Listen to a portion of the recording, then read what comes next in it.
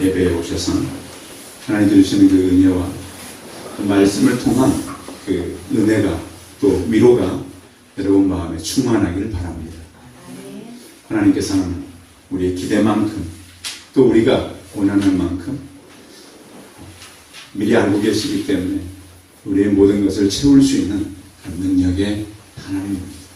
그래서 우리는 할 수만 있으면 하나님의 말씀을 잘 배우고 또 깊게 알아가야 되는 것입니다.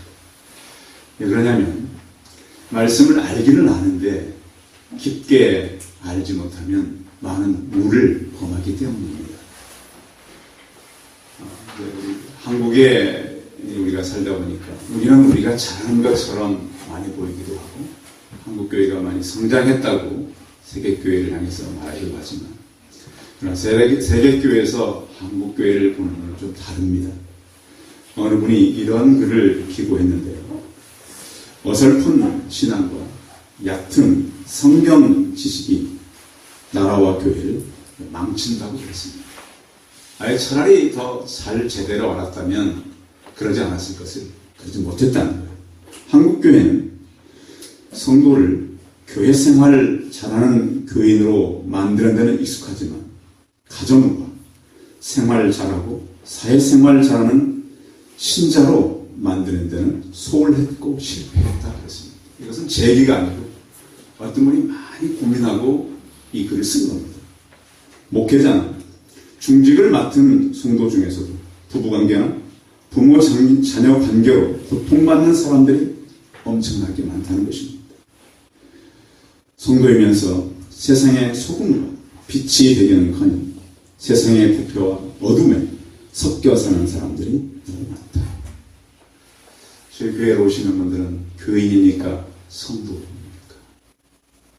저는 우리 모든 성도들이 하나님 앞에서 구별된 그런 성도로 성장하길 바랍니다.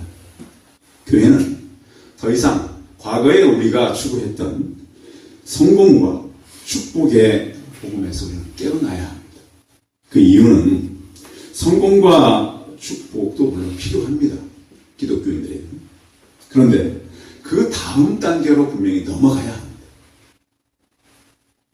세상에 이 미끄럼틀 성공처럼 반드시 올라가면 내려와야 되는 그것이 아니라 그 다음 단계로 섬김과 나눔의 복음을 실천해가는 단계로 가야만 되는 것입니다.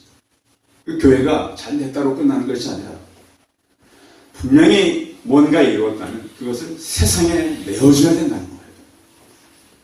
그런가 하면 교회는 하나님께서 교회를 향해 주셨던 그 거룩함과 사랑을 세상에 흘러 보내야 된다고 하는 것이죠. 지금 이 시대는 마치 노아의 홍수처럼 음란과 타락과 포악이 하늘을 찌르고 있습니다. 교회는 세상을 향한 선지자적인 역할을 감당해야 됨에도 일찍 눈을 떴다가 일찍 감아버린 그러한 우리의 잘못된 모습이 발견되곤 합니다. 많은 사람들의 눈치를 보거나 세상으로부터 어떤 어려움을 당할까 두려워서 교회가 마땅히 해야 될 일을 하지 않을 때가 많다고 하는 것입니다. 지금은 현대는 양식이 없어 기근이 아니고 말씀이 없어 기근을 살아가는 시대가 바로 지금 이 시대입니다. 진리의 말씀을 제대로 선포하고 말씀대로 우리가 살았다면 세상은 이렇게 되지 않았을 것이라고 하는 거죠. 아까 우리 집사님께서도 우리를 하나님께 부를 때 좋은 군사로 불렀다라고 기도했습니다. 맞습니다. 성도들은 영적인 군사로 준비되어야 되고 군사로 준비된 것에 그치지 않고 실제로 그 전쟁을 하는 사람으로 세상에 투입된 자들입니다. 군인들이 훈련만 해서는 제대로 이렇게 가지고 있는 역량을 다 발휘할 수 없거든요. 전쟁에 투입되었을 때 실제적인 그 역량을 발휘할 수 있는 것입니다. 어떻게 보면 교회는 훈련만 하고 끝나는 것이 아니라 실제로 세상에 나가서 그 사람을 살리고 영적 전쟁을 하는 군인으로 투입된 곳입니다.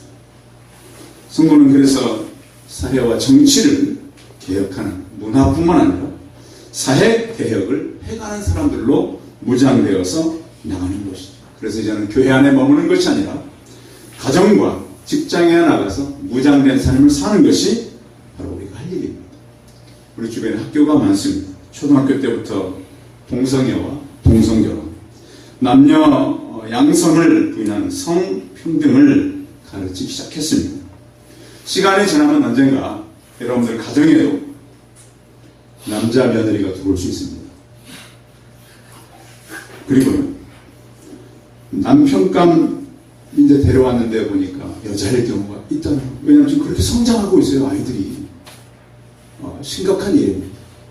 이것을 지금 정치적으로 이용하는 사람, 악한 사람들이 있어요. 세상은 지금요, 뱀이 토해내는 강물에 침수되고 있어요. 그럼 아직 우리는 괜찮다고, 조그만 섬처럼 교회는 떠 있을 수가 없다는 것입니다. 하나님의 정의가 하수처럼 흐를 수 있도록 흘려보내야 되는 것이 바로 교회입니다. 율법의 의가 하수처럼 흘러갔던 예수 그리스도의 시대, 생명의 말씀처럼 말씀을 하수로처럼 흘려보내는 예수 그리스도의 영적인 전쟁을 우리는 보게 됩니다. 국가와 교회는 어떻게 보면 기능이 약간 다릅니다. 서로 다른 고유한 영역과 권한을 일단 인정하면서도 교회와 국가는 서로 다른 영역에서 각자의 역할을 담당하고 때로는 협력해야 되는 것이 두 기관입니다. 깊게 유착되면 언제나 타락되어 왔습니다. 정치적인 목적을 가진 자와 살리려고 하는 예수의 그리스도, 그 중간에 한 손 마른 사람이 오늘 성경에 등장하고 있습니다. 손이 말랐다라고 하는 이 성경의 표현은 그 원어적인 표현을 보면 이 선천적으로 마른 것이 아니고 후천적으로 마른 겁니다. 왜냐하면 어떤 그 사고나 질병에 인해서 육신의 근육이 말랐고 손이 말라서 활동을 할 수 없는 그러한 손이 된 것입니다. 그러면 특히 누가복음을 보면은 오른손이라고 되어 있어요. 사람의 오른손은 힘의 상징이죠. 그렇기 때문에 오른손이 말랐다라고 하는 것은 그가 처한 그 상황이 이렇게 얼마나 좀 그 많은 어려움이 있겠는가. 또 비뚤어진 그의 어떤 이 손으로 인해서 그의 삶이 위축되었음을 우리가 짐작해 볼 수가 있는 것입니다. 저랑 같이 이제 신앙생활을 했던 기숙사에 대학 다니는 후배 중에 팔은 있는데 손이 없는 후배가 있었어요. 그 친구가 한 번 비 오는 날 기숙사에 와서 제가 선배님, 저는 손이 하나라 비가 오는 날은 이 가방을 같이 들고 오잖아요. 신학생들이 꼭 이렇게. 그래서 비가 오는 날은 이 우산을 잡아야 되니까 이 팔은 있는데 손이 없어요, 지금. 그래가지고 어깨에다 이렇게 메고 자꾸 흘러간다는 거예요. 그래서 우산을 이렇게 잡고 가방 끈 이렇게 해가지고 항상 오는 걸 보면 좀 치근한 생각이 많이 들었던 기억이 납니다. 그러니까 사람의 오른손이 말랐다고 하는 것은 생활에도 많은 불편함과 또 예수님이 보시기에도 참 안타까운 그러한 모습이죠. 그런데 이 1세기 이 당시에는 이런 질병이 저 사람 아프구나, 참 손이 말랐으니까 안 됐구나, 그렇게 사람들이 생각하는 것은 아니었고, 사람들의 시각은 대부분 저 사람은 무슨 죄를 지었길래 저런 저주를 받았나, 이렇게 통념적으로 생각했던 거예요. 요즘은 그렇게 생각하지 않죠. 사고를 만날 수도 있고 저 사람이 무슨 일이 있어서 무슨 일이 당했겠지. 그런데 예수님 당시에는 사람들이 그렇게 된 것은 뭔가 저주받을 짓을 했고 잘못되었기 때문에 저렇게 됐다라고 사람들이 생각했다라고 하는 것입니다. 그래서 예수님께서는 이 한 손 마른 사람을 고쳐줄 마음을 품으셨어요. 그런데 이 장소에는 예수님뿐만 아니라 그 예수님의 능력을 알고서 저 사람을 고치면 고발하려고 했던 사람이 같이 있었다는 거예요. 자, 환자를 고쳐주는 것은 좋은 거예요, 나쁜 거예요? 좋은 일이고 권장할 만한 일입니까? 막아야 될 일입니까? 네, 권장할 만한 일이에요. 근데 이것을 이 일을 하면 특히 그날은 안식일이었다는 거죠. 그러니까 그날 1세기 때 유대인들이 갖고 있었던 편협된 사고가 얼마나 지금 무서운 일을 하고 있는가를 성경은 우리에게 보여주고 있는 거예요. 아픈 것은 하나님의 저주요. 안식일에는 어떠한 큰 일이 있어도 할 수 없다라고 이들은 정해놨어요. 물론 성경에 보면 그 안식일에 대해서 하나님 몇 가지 편의를 제공해 놓은 건 있어요. 오늘 저희가 같이 나누려고 하는 이 이야기 이전에 어떤 사건이 있었냐면 제자들이 안식일에 밀 이삭을 잘라 먹었던 그런 일이 있었습니다. 물론 평일에는요, 그냥 지나가다가 밀 이삭을 잘라 먹는 것은 죄가 아닙니다. 신명기서 23장 25절에 보면 내 이웃의 곡식밭에 들어갈 때 내 손으로 그 이삭을 따도 되느니라. 그러니까 손으로 따먹는 게 괜찮은 거예요. 그러나 내 이웃의 곡식밭에 낫을 대지는 말지니라. 그러니까 손으로 이렇게 몇 개 따먹는 건 상관없는데 추수를 해가 버리면 안 된다는 거예요. 네? 그래서 소량은 가능하지만 너무 많이는 하지 마라. 그래서 이제 왜 그 당시에는 너무 이렇게 어렵고 또 힘든 나그네들이 많았기 때문에 사람들이 죽을 수는 없잖아요. 그래서 하나님께 배려 차원에서 그 법을 정해놨어요. 그런데 문제는 이 예수님께서 고치는 행위는 별 문제가 아니었던 것 같아요. 근데 문제는 시간이었죠. 그날은 안식일 시간에는 하면 안 된다는 거예요. 그래서 이것 때문에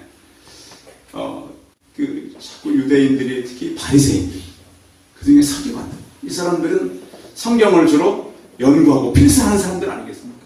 성경을 전문적으로 지키고 철저하게 지키는 바리새인들 날마다 예수님은 오셨지만 지금도 모르고 성경을 필사하고 있는 거예요.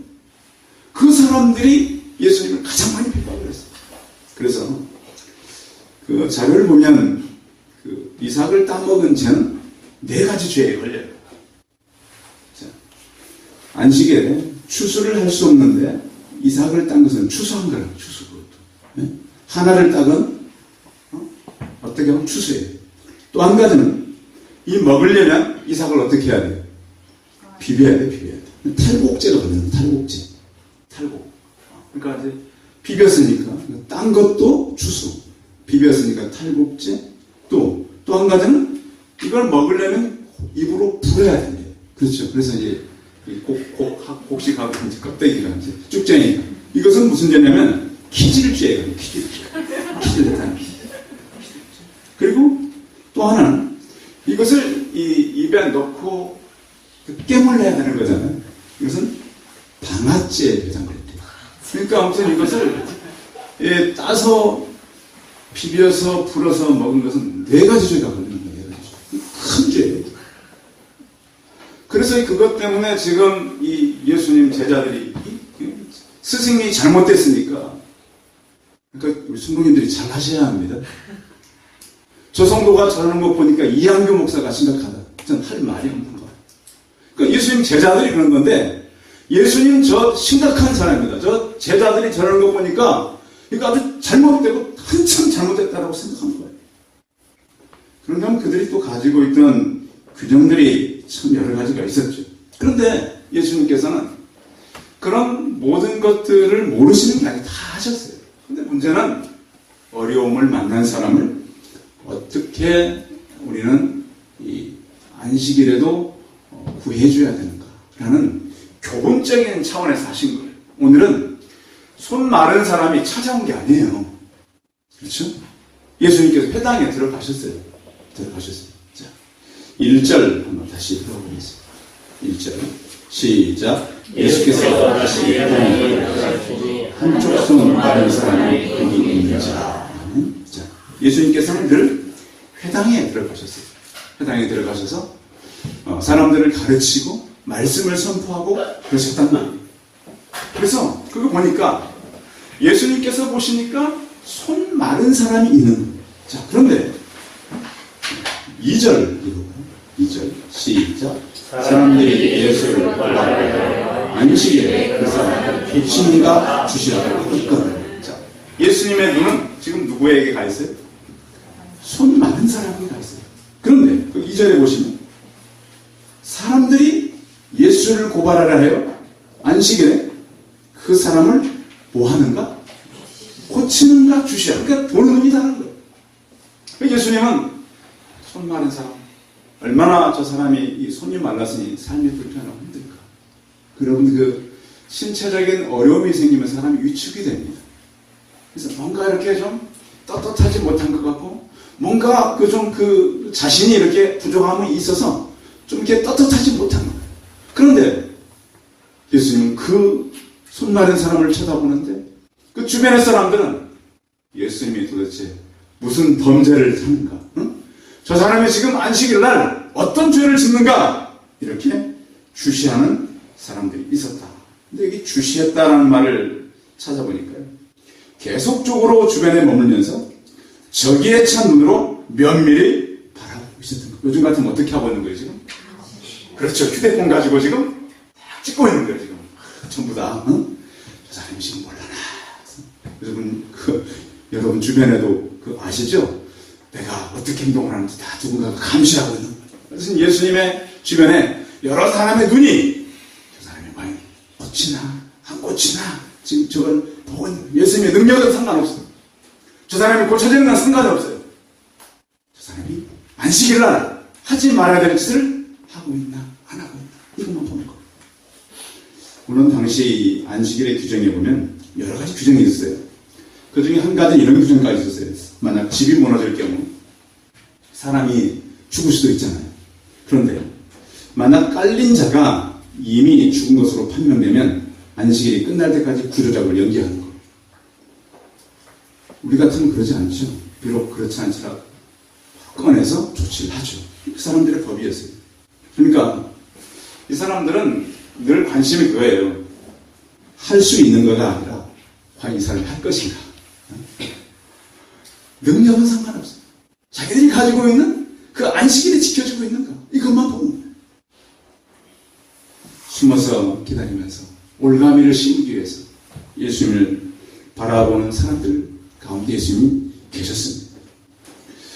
이 마가복음에 보면 그 앞절 그 다른 상황 이건 마가복음이니까 다른 상황을 보면 예수님께서 늘 불쌍히 여기는 마음이 있었어요. 불쌍히 여겨서 그 일을 한 거예요.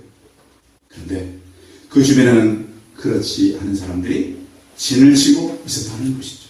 근데 예수님께서는 이 사람을 보시고 이렇게 하셨어요. 3절 읽어 예수님의 조치죠. 3절 시작. 예수께서 손발을 가는 일에 한가운데 일어나 하시고 예수님은 다 하셨어요. 그 주변의 사람들이 악한 마음을 가지고 예수님이 하나하나를 보고 있는 걸 아셨어요. 그런데 오늘 성경에 보면 일어서라 그랬는데 어디에 일어서라고요? 아마 이 사람이 저 구석에 있었는지도 몰라요. 근데 가운데. 저 같으면 어떻게 했을까요? 나중에. 지금 보는 눈이 많으니까 다음에 눈치 있게 또 사역도 해야죠. 그렇죠? 예. 지혜가 지혜롭게 해야죠. 그렇게 하는 수도 있다는 거예요. 근데 예수님은 그렇게 하지 않았어요. 바로 가운데로 이것이 바로 예수 그리스도의 마음입니다. 예수님께서는 2장 28절에도 보면 이렇게 말씀하셨어요. 그 2장 28절 한번 이거 바로 앞쪽에 있습니다. 2장 28절 말하고 시작. 이러므로 안식일에도 주인이다. 그 안식일의 주인이 누구라고요? 그 자신이 하나님입니다. 예수. 이 모든 안식일의 주인이 바로 나다. 안식일을 만든 게 나예요.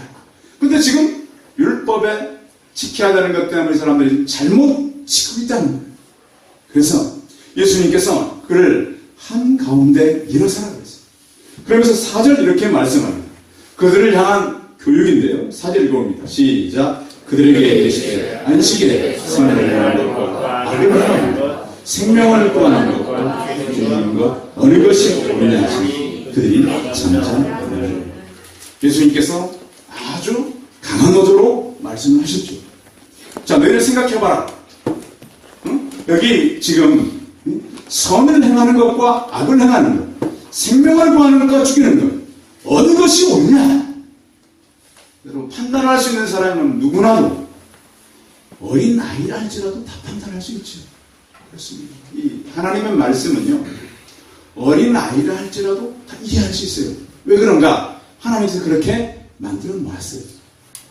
이 말을 하자 사람들이 잠잠했어요. 이유는 뭐야? 입은 있었지만 할 말이 없는 거. 다 알고 계시다는 거예요, 예수님께서. 지금 너희들의 상황을 내가 다 알고 있어. 예수님께서는 그 일을 행할 때 성경에 보면 어떤 연령에 상관없이 하셨어요. 그런가 하면 성별에 상관없이 했고요. 장소와 상관없이 그의 능력을 행하셨습니다. 그리고 병변자들에게만 해도 일어나라고 여러 번 하셨어요. 마가복음 2장 11절에 보면 중풍병자에게 일어나 내 상을 가지고 가라. 중풍병자가 어떻게 일어날 수 있겠어요? 근데 일어나서 가지고 가. 마가복음 10장 49절에 보면 맹인에게 안심하고 일어서 맹인이 예수 그리스도를 만나 눈을 떴어요. 38년 병자를 향해서는 일어나 내 자리를 들고 걸어가라 하셨어요. 성도 여러분, 생명을 가진 사람이 예수 그리스도의 말씀을 만나면 일어나는 역사가 있습니다. 아멘. 그래서 베드로와 요한이 은과 금은 내게 없거니와 내게 있는 예수 그리스도의 이름으로 명하노니 일어나 걸어라 그랬습니다. 그냥 이 말씀을 믿어야 됩니다. 그냥 설명으로 듣지 마시고 예수 그리스도와 대면했던 모든 사람은 그 자리에서 일어났을 뿐만 아니라 죽은 자도 일으켰습니다. 하나님의 말씀은 바로 여기에 능력이 있는 것입니다. 주님께서는 그래서 그 많이 둘러있는 다른 사람들을 향해서 보시라 가운데서 일어나게 하셨습니다. 그러면서 그 손 마른 사람에게 이렇게 말씀합니다. 5절 같이 읽습니다. 5절 시작. 그들의 마음에 완악함을 보시고 노하심으로 그들을 둘러보시고 그 사람에게 계시되 내 손 내밀라 하시니 내밀매 그 손이 회복되었더라. 그들의 마음이 완악함을 하셨어요. 이 완악하다라고 하는 것은 굉장히 이 마음의 좌소가 굳어진 걸 의미한다. 인간에게는 지정의가 있잖아요. 이거 다 굳어져 버린 거예요. 그러니까 이제 그 율법의 어떤 기능이 살아 움직이는 하나님의 말씀이 아니라 사람을 다 굳어버리게 하는 거예요. 하나님의 말씀을 다 막아버리는 거예요. 그래서 주님께서 탄식을 하셨어요. 그리고 너무 그들을 보면서 노하셨어요. 노했다는 표현은 성경에 잘 등장하지 않는 말이에요. 너무 화가 나셨어요. 그들의 부정과 부패와 어떤 분노, 대적자들을 향한 그 마음으로 예수님께서는 어떻게 표현하시냐면 그들을 둘러보셨다 그랬어요. 세워놓고 사람을 쭉 둘러보시고 그 손 마른 사람을 향해서 내 손을 내밀라 그랬어요. 하나님께서는 오늘 우리 자신을 바라보시고 우리 자신이 말라버린 그것을 가지고 주님께 내밀라고 말씀하시고 성도 여러분, 이 시간 여러분 무엇이 말랐습니까? 그 말라버린 것을 주님께 내미시기 바랍니다. 물질이 말랐습니까? 사랑이 말랐습니까? 여러분 건강이 말랐습니까? 아니면 우리가 살아갈 영적인 것이 메말라버렸습니까? 그것을 발견되고 그것을 주님께 내밀므로 회복되는 역사가 이 시간 있길 바랍니다. 하나님은 치유의 하나님이십니다. 육신뿐만 아니라 영혼도 치유하시고 하나님의 생명의 말씀을 만난 모든 사람들은 치유함을 경험했습니다. 손 마른 것이 현대의학은 불가능하겠죠. 그렇죠? 불가능합니다. 제가 꽃을 이렇게 키우다 보면 마른 잎사귀는 그러니까 계절 때문에 마른 거 아니고 장모님 그냥 키우다 마른 건 회복되는가요? 회복이 안 돼요. 그렇죠. 뭐 계절이 돼서 이렇게 마르는 건 할 수 없지만 그냥 마르는 건 절대 회복이 안 돼요. 그런데 하나님은 모든 것의 창조주이기 때문에 회복시킬 수 있다는 믿음을 우리는 가져야 되는 것이죠. 하나님이 하시면 할 수 있습니다. 그런 믿음을 가지고 살아가는 것이 바로 성도의 삶입니다. 또한 우리의 믿음이 포기되지 않기를 바랍니다. 하나님은 할 수 있습니다. 없는 것도 있게 하시고, 그래서 하나님께서 우리에게 하시고자 하는 것은 only 손 마른 자가, 이 성경의 손 마른 자가 아니라 우리가 메말라버린 것이 있다면 그것을 가지고 하나님 앞에 나가시기 바랍니다. 하나님께서는 회복시키시고 도우십니다. 주님께서는 성경을 통해서 여러분들에게 일어나라 많이 말씀하시죠. 빛을 발하라. 세상은 우리가 일어나서 빛을 발할 곳입니다. 우리가 세상으로부터 끌려가는 곳이 아닙니다. 하나님의 말씀은 원래 그랬었습니다. 하나님께서 그들에게 말씀을 주실 때 그 말씀을 가지고 세상을 이끌어가라고 주신 것이지 세상을 끌려가라고 주신 것은 아니었습니다. 주일에는 우리가 나와서 하나님 예배하고 말씀을 듣고 또 하나님을 찬송할 때 오늘 한 손 마른 사람이 회복된 것처럼 여러분의 지정 의가 회복되길 바랍니다. 그래서 여러분들의 참 평안과 여러분에게 주시는 하나님의 쉼이 있기를 바랍니다. 자, 이렇게 좋은 일이 있었는데 결과는 다릅니다. 자, 6절 읽어봅니다. 6절 시작. 바리새인들이 나가서 혈당과 함께 어떻게 하여 예수를 죽일까 의논하노라. 여기 보면요, 바리새인들과 헤롯 당은 절대 같이 갈 수 없는 사람들입니다. 헤롯 당들은 그 헤롯 안디파를 중심으로 해서 그 당시에 이 헤롯에 속한 이 어떤 그 사람들이었어요. 그러니까 정치적 목적을 갖고 사는 사람들이 헤롯 당은. 그래서 이 바리새파는 그러나 우리 같으면 이 보수적인 보수주의자들이죠. 그래서 정치적인 색깔이 너무 강한 헤롯 당과 보수적인 성향이 강한 바리새인들은 절대 합칠 수가 없었어요. 왜냐하면 헤롯 당들은 굉장히 반국가적이었거든요. 왜냐하면 이스라엘이 봤을 때는 저 로마를 칭송하는 사람들이에요. 바리새인들은 그래도 그나마 유대인 편입니다. 이 두 팀들이 하나가 되는 것은 불가능해요. 그런데 어떤 일에 하나가 된 거예요? 예수를 죽이는데 하나가 되는 거예요. 여러분, 우리 이 땅에 살면서 어느 것을 죽이는데 하나 되지 않기를 바랍니다. 세상이 악하다 보면 자꾸 살리는데 하나 되는 것이 아니라 죽이는데 하나 되는 거예요. 그러니까 우리가 살아가면서 세상의 흐름을 거슬러갈 수 있어야 돼요. 세상은 어떻게 하든지, 정치적으로 몰든지, 여론으로 몰든지, 무엇으로 몰든지 사람을 죽이는 거예요. 공산주의자들이 하는 거예요. 그런데 예수 그리스도가 하는 일은 뭐예요? 생명을 살려내는 거예요. 저주를 받았던, 사고를 만났던, 어떻게든 생명을 살리는 것이 예수 그리스도의 일이에요. 지금 우리 주변에 얼마나 어려움을 만난 사람들이 많아요. 의질 가운데에 참 많아요. 교회는 이런 사람들을 살려야 돼요. 세상은 악한 일에, 교회는 회복되는 일에 우선되시기 바랍니다. 예수님께서는 오른손 마른 사람의 교훈을 통해서 교회가 무엇을 해야 됩니까? 살리는 일, 회복하는 일, 영혼을 구하는 일을 하라고 우리를 보낸 겁니다. 우리가 먼저 회복되기를 바랍니다. 주님 안에서 우리 약한 것, 부족한 것, 우리가 필요한 것들이 회복되어서 그 회복을 가지고 또 다른 약한 사람들이 보여져서 회복시키는 세상의 빛과 소금으로 또 우리 또한 다른 사람을 회복시키는 그런 삶을 살아가는 성도로서 살아가는 저와 우리 성도들이 다 되시기 바랍니다. 기도하겠습니다. 살아계신 주님, 세상 정치와 세상의 교육은 사람을 살리는 것이 아니라 죽이는 것입니다. 이 땅에는 선을 행하는 것, 악을 행하는 것을 잘 구분치 못합니다. 생명을 구하는 것, 죽이는 것, 어느 것이 옳으냐고 주님은 오늘도 말씀하고 있습니다.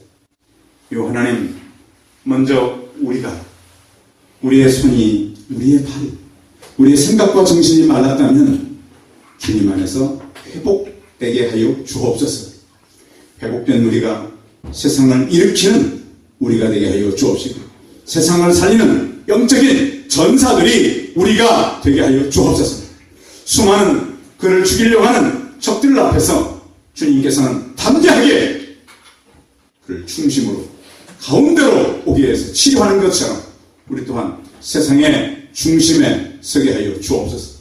생명이 위협이 있고 어려움이 있다 할지라도 주의 말씀을 가지고 우리가 담대하게 서게 하여 도와주옵시고, 세상을 살려내고 세상에 많은 사람들의 꿈과 소망을 줄 뿐만 아니라 우리 때문에 영원한 하나님 나라를 바라보는 많은 사람들이 생기게 하시고, 우리로 인하여서 많은 영혼들이 생명을 얻고 살아나게 하여 주옵소서. 주 예수 그리스도의 이름으로 기도하였습니다. 아멘.